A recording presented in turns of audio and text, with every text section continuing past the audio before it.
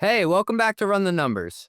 Quick heads up, Kyle Poyar and I launched a new show called Mostly Growth. It's where we dig into how companies actually drive growth, pricing, go-to-market, and everything in between. The episode you're about to hear first premiered on Mostly Growth yesterday, and there's already another episode out now that won't be shared here at all. So make sure you're following Mostly Growth wherever you get your podcasts. Now, don't worry, Run the Numbers isn't going anywhere. You'll still get the same great CFO and investor interviews every week. All right, here's a taste of Mostly Growth. Ben, what did I agree I had to name my son if you showed up to the podcast today? We're going to get a Yoshinobu Yamamoto Gustafson. Can't wait to meet my boy Yoshi. I said that to my wife and she goes, not gonna lie, kind of better than Carl. What I found fascinating, so these companies, these outliers, they increase their average revenue per account by 82% on the path from 1 to 20 million ARR. How many times can this guy write about net dollar retention? The limit does not exist. You're out here with the big terms, CJ. Can you spell that? Yeah, sometimes I read the dictionary before I go to bed. Well, speaking of big words, have you heard of the Herfindahl-Hirschman index? I feel like you just made that up. What is this? No. Do you know what an embargo is, Kyle? I mean, I worked in marketing, so I do know what embargo was, but do you know what an embargo is probably the better question. I thought it was like a French restaurant or something. From Mostly Media, it's Mostly Growth. Go-to-market strategist Kyle Poyar and CFO CJ Gustafson share smart takes on growing revenue and running a company, pricing, unit economics, AI, leadership, candid insights for CEOs, CFOs, and CROs, or anyone else aspiring to climb to the C-suite. This is Mostly Growth. Hey, thanks for listening. We'll be right back after a word from our sponsors. As a CFO, you're expected to bring clarity to everything, including how your company manages ownership. The tools you use should make that easier, not harder. But when they come with hidden fees, data you can't always trust, and support you can't rely on, you end up with more frustration than clarity. That's where Pulley comes in. Pulley is a cap table management platform built for finance leaders who need accurate, decision-ready data from a system that works for your business, not against it. With Pulley, you get intuitive workflows, audit-ready reporting, and support you can count on, all backed by predictable pricing you can plan around, so you can stay compliant and make smarter decisions about your company's future. Manage everything from fundraise modeling to ASC 718 reporting to custom liquidity programs, all on one trusted platform. Hundreds of high-growth companies like Linear, Fathom, and Runway trust Pulley to help turn ownership into a strategic advantage. And joining them is now easier than ever. You can switch to Pulley in as little as 5 days. And for a limited time, they're offering 25% off your first year. To claim your exclusive offer, visit pulley.com/mostlymetrics. That is pulley.com/mostlymetrics. Please, guys, I really need this. pulley.com/mostlymetrics. You just launched your new AI product. The new pricing page looks great. I'm talking crisp. But behind it, last-minute glued code, messy spreadsheets, and running ad hoc queries to figure out what to bill. Customers get invoices they can't understand. Engineers are chasing billing bugs. Finance can't close the books. Well, with Metronome, you hand it all off to the real-time billing infrastructure that just works. Reliable, flexible, and built to grow with you. They turn raw usage events into accurate invoices, give customers bills they actually understand, and keep every team in sync in real time. Whether you're launching usage-based pricing, managing enterprise contracts, or rolling out new AI services, Metronome does the heavy lifting so you can focus on your product, not your billing. That's why some of the fastest growing companies in the world like OpenAI and Anthropic run their billing on Metronome. Visit metronome.com to learn more. That's metronome.com. Welcome back to the Mostly Growth podcast. Ben, I'm glad you're here with us today. I know you could be out gallivanting, watching your LA Dodgers do parade things. I know. But I appreciate it. Yeah, of course. You know, I mean, they'll probably be back a couple more times in the next few years, so I'll have some more chances, I'm sure. We were texting back and forth last night. And Ben, what did I agree I had to name my son if you showed up to the podcast today? We're going to get a Yoshinobu Yamamoto Gustafson in January. Can't wait to meet my boy Yoshi. I said that to my wife and she goes, not gonna lie, kind of better than Carl. We actually did that. My girlfriend's sister's having a baby today, and they were watching the game with us on Saturday, and we were just going down. All right, whoever the hero is, that's going to be the name of the baby. So Yoshinobu Yamamoto, I guess that's going to be a popular name. Wait, I'm like blanket. Is Yoshi also the character from like Super Mario? Yeah. Love it. You've got to name your kid that, CJ. Yoshi Gustafson. It's a big debate in the house. It has a because good my ring dad's to also it. Carl, and so I want to name him Carl, but call him Trey. And my wife hates that. And we just found out that the neighbor next door, their son, his name is Michael, but everybody calls him Trip. So I'm like, come on, just pick between Trey and Trip. And she hates both of them. So I think I got a better chance of having the same name as the Dodgers closing pitcher. So I had a fun segment idea for you, CJ. Okay. So before we learned you don't know who Beyonce is, paraphrasing. I know who Beyonce is, guys. I mean, do you though?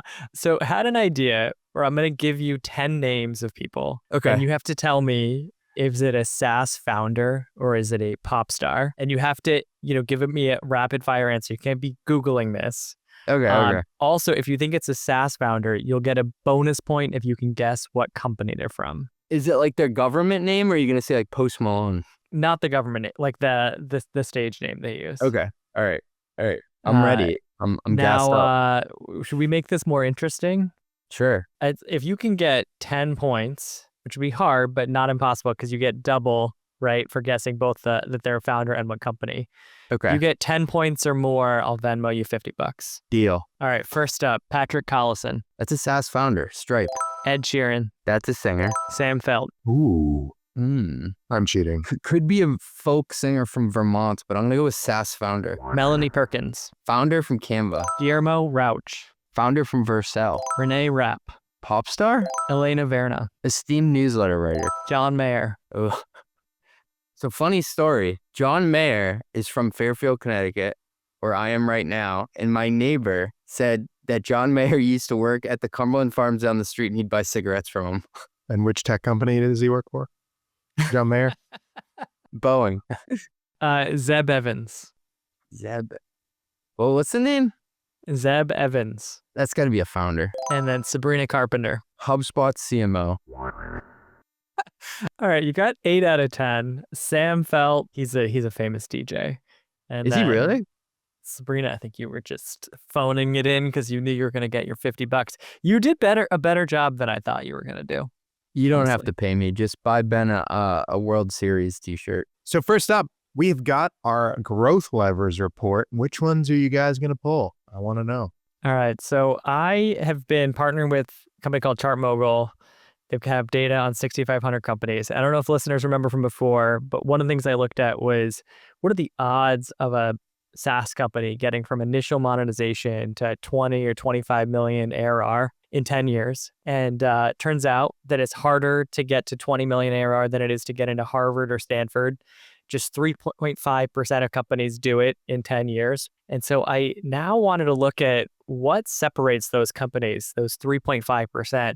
What makes them different than everyone else who doesn't make it? And CJ, any guesses of what separates those two? Well, my initial hunch was their ability to upsell and cross-sell their customers. So expansion, acquire the customer once and get more from them over time. Not a bad guess. So expansion, at what point? Like just the business model is built for expansion or expansion gets better later on? I think that the business model has to be built for expansion because I do think that companies go deep into the red trying to add another module when it's not like a natural attach rate motion. So if it's a usage-based company, I would think that that lends itself to automatic expansion without having to add a new product. I had a similar hypothesis going in. I mean, I used to work at a VC for a while, right? One of the things that we would look at was net dollar retention, thinking that, if it was that best in class 120, maybe 150%, these were companies that were just going to keep growing because they could compound year after year. Turns out the net retention rate for the companies that made it to 20 million and those that got stuck at, around 1 million or 2, the net retention is actually not that different.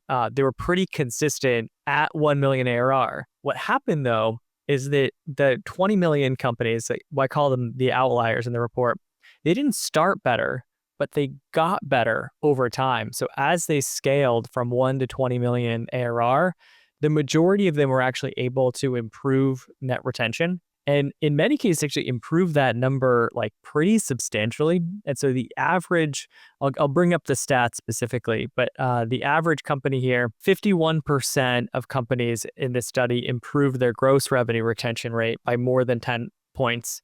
And 45% improved net revenue retention by more than 10 points, specifically of these outliers. So the median company in the data set had an 83% net revenue retention when they were at $1 million ARR, and they were able to improve it to 93% by the time they were at 20 million ARR. So that's a pretty meaningful acceleration in net revenue retention. So companies that didn't make it, they were not able to move the needle on that metric. Do you know what FITFO stands for? I have no idea. Figure it the fuck out. So I think a lot of companies that at 1 million in ARR are still FITFO. They're still trying to figure it out.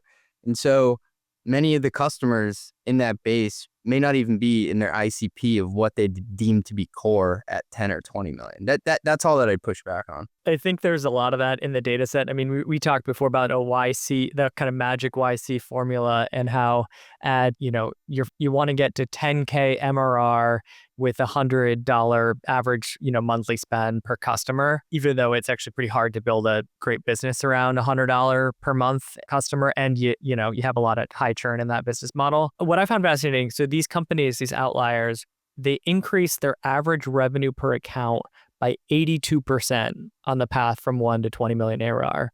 They improved net revenue retention by about 10 points, gross revenue retention as well.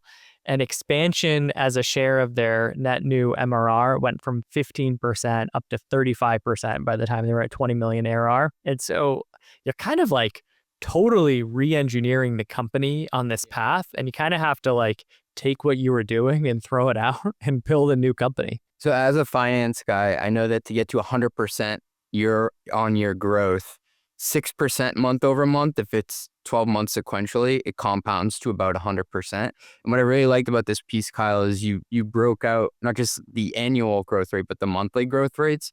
And it brings us back to a couple episodes ago where we were saying it seems more attainable to hit this lofty goal if you bite it into these smaller portions of saying, listen, this month we need to grow 16% month over month, rather than saying, I don't even know what that compounds to, like 350%. For context for listeners too, so the average company that became an outlier, they were growing at about 17% month over month when they were at $1 million ARR, which is quite fast at that point. And then they were growing at 5% month over month when they were at 20 million ARR. So still quick, but based on CJ's quick math here, it's under the 100% year on year.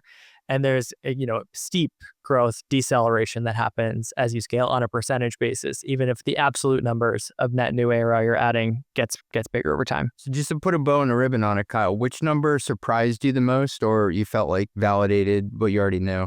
I thought the net revenue retention number surprised me a lot because I thought of that as a very hard metric to change. It feels like one of those things that's kind of set in stone, like it is in your DNA, but the companies that are great are just able to, I think, go after a better customer over time that's in their ICP that retains at a higher rate. They're great at launching new products. So there used to be rule of thumb that like you don't launch a new product until you're a category leader and you're 50 million plus ARR. Well, now more and more, I think the expectation is to launch new stuff frequently and to ideally be launching things that aren't just, new features, but they're things that are valuable enough that people are willing to pay for them. So the net revenue retention figure was cool to me. I think the other thing is just pricing went up substantially. So the folks that hit 20 million ARR were able to increase their average revenue per customer by more than 80% on that journey. And, that's a combination of selling more stuff, but also price increases. And, it's not something that is always the favorite lever to pull. It can be a painful lever, but it's worth a lot of money. As pricing expert Fat Joe would say, yesterday's price is not today's price. That is your favorite quote. One other bonus takeaway for folks in this that are listening to this and wanting to check out the full report here. So the companies that became outliers, they were growing a lot faster than their peers at $1 million ARR, but the top quartile companies that didn't make it were growing faster than the median company that did make it. So that's a long-winded way of saying like starting growth rate did matter, but there was a lot of companies that were growing quickly that never made it to 20 million ARR. And there were companies that weren't growing quickly at 1 million that got there. And so it's not necessarily about what your business looks like at 1 million. It's what changes you're going to make to get better to get you on that path to 20. Next up, I'm not sure if you guys are talking to a real person or a fake person. I could be AI Benny. It could be AI Kyle. It could be AI CJ over here. Someone's got an AI avatar right now. I think maybe we're testing it out. It's definitely not the CFO. Yeah, you probably get some interesting lawsuits. CJ recommended that we do this accounting practice. So I have been partnering up with this company called SuperMe. And what they do is they like pull in all the things you've ever written online or like any podcast you've ever done, any session you've ever spoke at. They pulled it in together and they made an AI avatar that's even trained on my voice, which is a little creepy. And so I haven't tried this out yet. I don't know if it's like going to give us like BS, like ChatGPT style answers or actually be useful.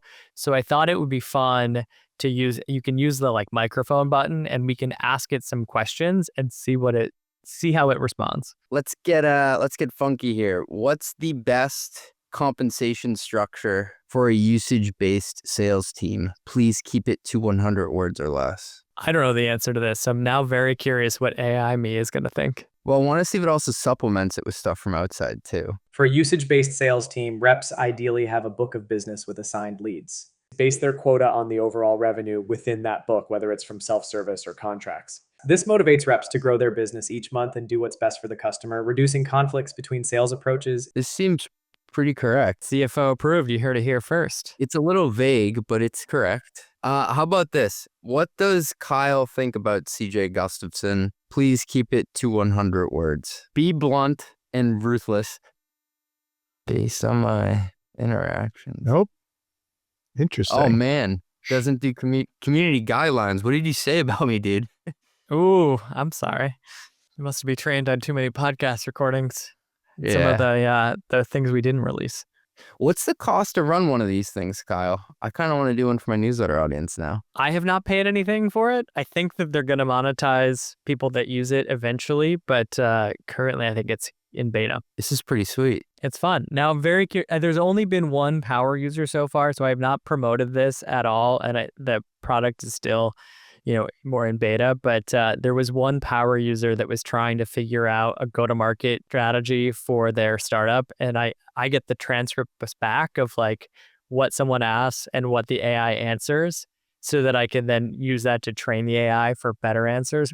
And this person had like a full-on this conversation probably lasted almost an hour. And so I guess someone found value out of it, hopefully, or they just talked to AI me for an hour and are going down a rabbit hole. It's going to be really wild when somebody cites in like their equivalent of a bibliography in board slides, like, oh, I got this from the Kyle Poyar chatbot.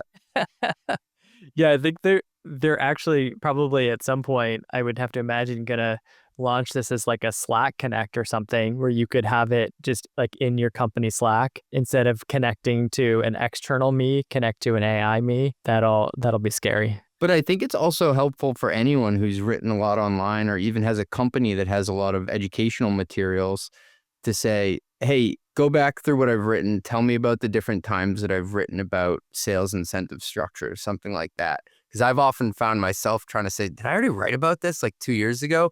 Or is there a different spin that I could have on it? Or can I cite something that I wrote before? Yeah, the same. I mean, I've now been writing. I started writing when I was in consulting. So that was like 15 years ago. And I've been writing on mostly the same topics. I mean, they've evolved over time, but pricing stuff has gone out for 15 years.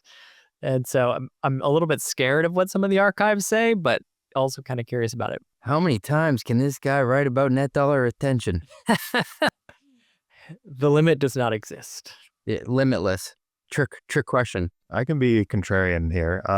So what's the point of this? It just Googles your things you've written? Like, is it like, do you think that person that had that hour-long conversation would have been able to find the same information if they just Googled what is the best AI pricing model? Kyle Poyar. It's a good question. I think that over time, so ChatGPT is trained on like very basic stuff. that I've written, so it can, and it's very confident that it knows me, but it'll give you kind of a confident BS answer. I think the idea here is it gets data that would otherwise probably not be fed into an LLM. It's like custom trained on this data, like only. It can also get better as I try to improve it based on what people ask. Yeah, I think in theory, this is just going to be better because it's more of a closed system.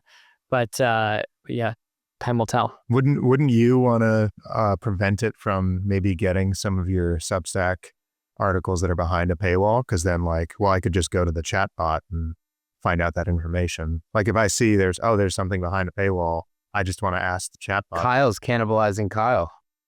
Someone's got to do it. Yeah. I'm a real startup. I disrupt myself. Yeah, exactly. Before I've even started up. That is a good question. There's an element of authorship here. I have to imagine that this is something that I think if you really cared about it enough, you could actually build your own like custom GPT trained on what I have to say. So like someone could probably build this off the shelf or like build a simulation of this off the shelf themselves. But I think that to me, the rationale is it makes the content that's already out there like much more digestible and more valuable. And if someone likes it, they're going to want to subscribe to get new stuff that's not in the LLM or get research that's like a clip deeper than what they see in some of these like AI summaries. Or they'll just want to talk to me for advising purposes because they've gotten the snippets from AI, but they have like a more complicated question or they want to ask like a nuance about implementation that is not written out there. So I think of it as like kind of lead gen for everything else I do rather than cannibalization, but maybe I'm wrong. In a startup pitch deck, you would say it makes your platform infinitely extensible, whatever that means. Infinitely extensible. I like that. You're out here with the big terms, CJ. Can you spell that? Yeah. Sometimes I read the dictionary before I go to bed. Be honest. I know you're an AI avatar, but are you really a platform? I mean, am I not a platform?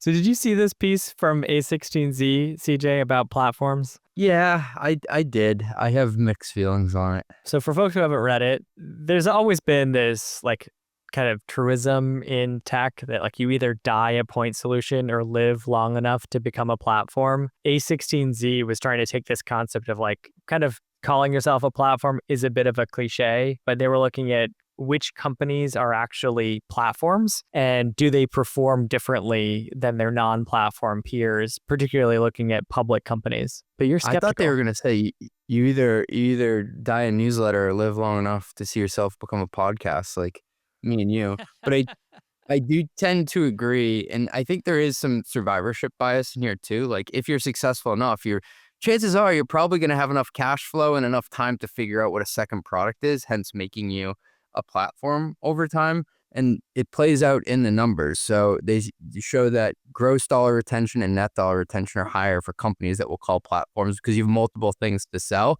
and you become stickier if you're embedded in more workflows. So I agreed with most of it. I didn't think it was like the most novel idea in the world, but yeah, this is true. VC content after all. That's the point is to sound smart, not be novel. For people that want to check out the report, I think some of the characteristics they use to say, hey, is someone a platform or not a platform?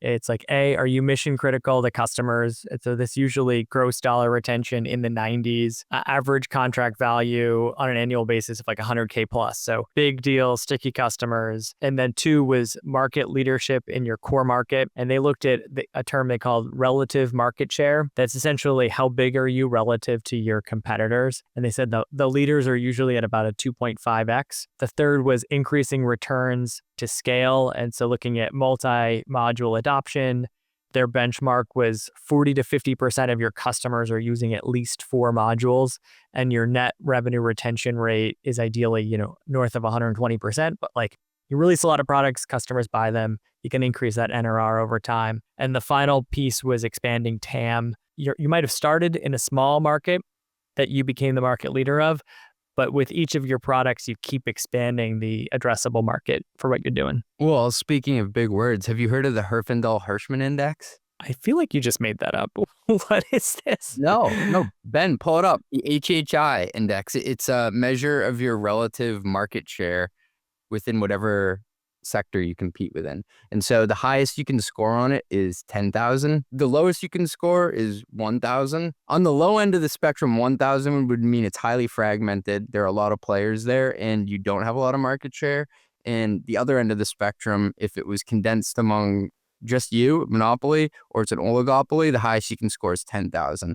And so it's this mathematical formula to measure how much market share you have relative to the other players. You're blinding me with your brilliance, CJ. I once calculated it using Gartner numbers and Forrester numbers for countries that we were thinking about going into when I was at this backup and recovery software firm, because not every player, like say IBM or Commvault, didn't have the same market share in, say, Asia. So it was like, where should we deploy our resources to go after it? Because we went from single to multi-product. And then as a part of that journey, it was also, how do you go multi-international? The sequencing is tough, right? As you debate like multi-product versus multi-geo, or are you trying to do both at the same time? And it's a complex math equation. But yeah, I think going back to this piece, what I found fascinating about it was that it actually provided like specific metrics and then benchmarks for what companies might be platforms and not, as opposed to just, hey, we're a platform because we're calling ourselves a platform. Now, I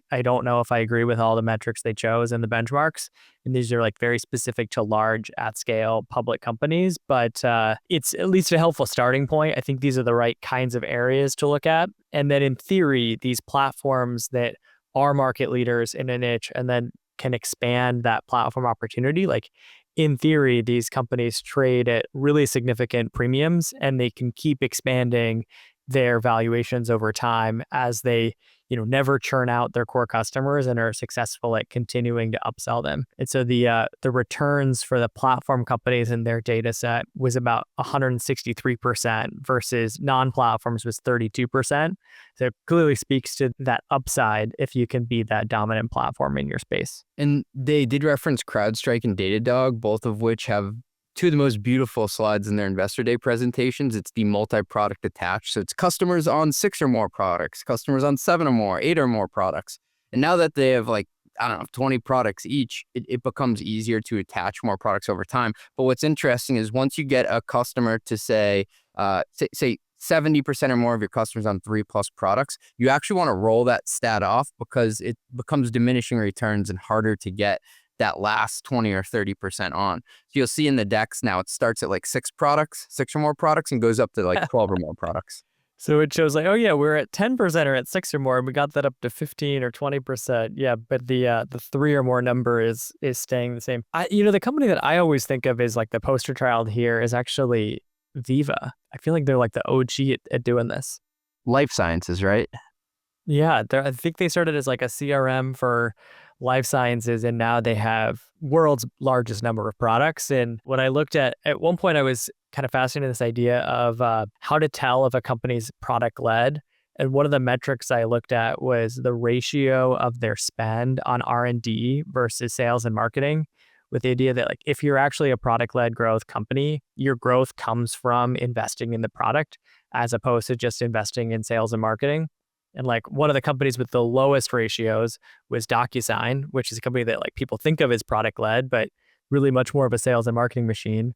And then one of the companies with the highest ratios was Veeva, because they've locked in all their core customers, and now they just keep building new products to upsell folks over time. There's something to be said too about being a core system of record, right? A lot of data gravity. They have the sales data in there. They may even have some financial data in there. Same thing with a Workday becoming a platform for your HR data, your financial data, and for your forecasting. So I think a lot of the products in here were either critical infrastructure, Kyle, or they were core systems of record. Yeah, and I think that we're going to have to see in the AI era, what does it actually mean to become a platform? I think both AI is making it easy to start to take some market share from these platform companies, because you can find an area where they're bad and, build an AI native opportunity there. But those wedges might not be as sticky as that, system of record wedge was for the vertical SaaS companies. Oh, so true. And I was interviewing the head of marketing at NetSuite, and I said, do you think implementation times will actually go down with AI? because that's always been the headache, right? With these core systems of record, that it takes a lot to move from one to the other. And he said, actually, I think that it's going to help a ton with the onboarding, because you can take these data sets and say, move it from one GL structure to another. So to your point, Kyle, I think that'll be fascinating on how AI makes it either, I think it'll make it easier to switch, but we'll see. Next up, we've got Benny's favorite. It's business blunders. So I have a business blunder myself before we get to this one here. So Kyle, did you see that Navan IPO'd last week? I did, which we talked about earlier on this podcast. And then you wrote a really great piece about their roadshow and even like getting into what snacks people were eating on their roadshow and all that. Yeah, their president, Michael, he loves Sour Patch Kids. Amy, apparently, their CFO, subsisted on air and like pecans or something. So different meals along the roadshow. But it was kind of cool. Like their IR team, their comms team called me up and they're like, I guess I'm a news outlet now. They're like, hey, do you want to talk to them like a couple hours before they go public? I'm like, sure. So not really knowing what to do, I got on the phone with them. I, asked them the questions that I was curious about how you even prepare for an IPO and more specifically what a roadshow is like. And I did this write up. I felt good about it. I timed it to go out at 7:22 Eastern, which I do with all my posts. And I went to bed. And so I was in San Francisco and I woke up in the morning, probably like 8:30 Eastern time, to like a dozen missed calls from their PR team and a couple voicemail. So Walter they, Cronkite over here, breaking the news. They were really thrilled with what you did, huh? I'm like, wow, this piece must have went viral. They must be like so happy with me. And so I called them up like bleary-eyed. And apparently there's something called, do you know what an embargo is, Kyle? I mean, I worked in marketing, so I do know what embargo was. But do you know what an embargo is probably the better question. I thought it was like a French restaurant or something. So You're apparently close. I mean, I you've broke got their... escargot, so not that Yeah, far I'm off. like, nobody invited me to the happy hour. I thought, I didn't know what that meant in the email. So I'm like, I'm just going to let this ever fly. And apparently on the day of their IPO, I released it like earlier than every other outlet. So, the early bird gets the worm. You can't unsend an email. That's But what I I probably guess- should have said on the call. Like, I'm sorry, I can't put the toothpaste back in the tube. I hope you like the piece, though. You can't, but, yours was by accident, right? I think that there was another business blunder that went viral this week with a CRO actually kind of breaking their own confidentiality.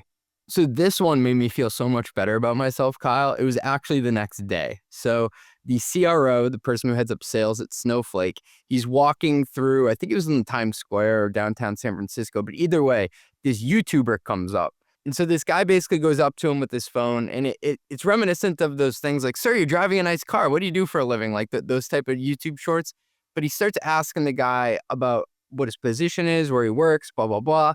And then the guy, for some reason, he adds in, and we'll do 4.5 billion in revenue this year. And by 2030 or whatever, we'll do 10 billion in revenue. And so mind you, this is a publicly traded company, okay? Market cap over $50 billion.